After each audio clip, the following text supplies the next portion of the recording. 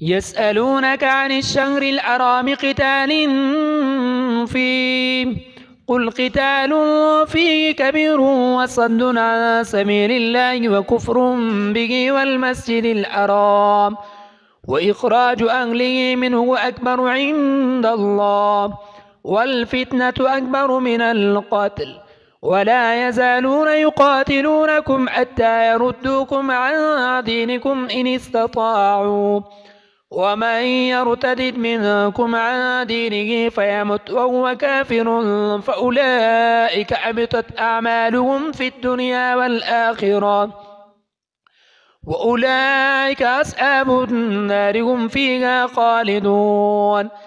إن الذين آمنوا والذين هاجروا وجاهدوا في سبيل الله أولئك يرجون رحمة الله والله غفور رحيم يسألونك عن الخمر والميسر قل فيهما إثم كبير ومنافع للناس وإثمهما أكبر من نفعهما ويسألونك ماذا ينفقون قل العفو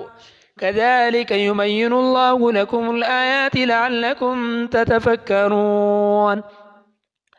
في الدنيا والآخرة ويسألونك عن اليتامى قل إصلاح لهم خير وإن تخالطوهم فإخوانكم والله يعلم المفسد من المصلح ولو شاء الله لأعنتكم إن الله عزيز حكيم ولا تنكحوا المشركات حتى يؤمن ولأمة مؤمنة خير من مشركة ولو أعجبتكم ولا تنكحوا المشركين حتى يؤمنوا ولعبد مؤمن خير من مشرك ولو أعجبكم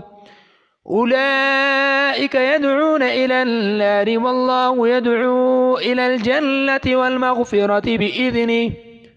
ويبين آياته للناس لعلهم يتذكرون ويسألونك عن المحيض قل هو أذى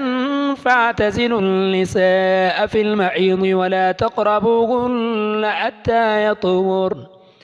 فإذا تطهرن فأتوهن من حيث أمركم الله إن الله يحب التوابين ويحب المتطهرين نساؤكم عرث لكم فأتوا عرثكم أن شئتم وقدموا لأنفسكم واتقوا الله واعلموا أنكم ملاقوه وبشر المؤمنين ولا تجعلوا الله عرضة لأيمانكم أن تبروا وتتقوا وتصلحوا بين الناس والله سميع عليم لا يؤاخذكم الله باللغو في أيمانكم ولكن يؤاخذكم بما كسبت قلوبكم والله غفور حليم للذين يؤلون من نسائهم تربص 4 أشهر فإن فاءوا فإن الله غفور رحيم وإن عزموا الطلاق فإن الله سميع عليم والمطلقات يتربصن بأنفسهن 3 قروء ولا يحل لهن أن يكتمن ما خلق الله في أرحامهن إن كن يؤمن بالله واليوم الآخر وبعولتهن أحق بردهن في ذلك إن أرادوا إصلاحا ولهن مثل الذي عليهن بالمعروف وللرجال عليهن درجة والله عزيز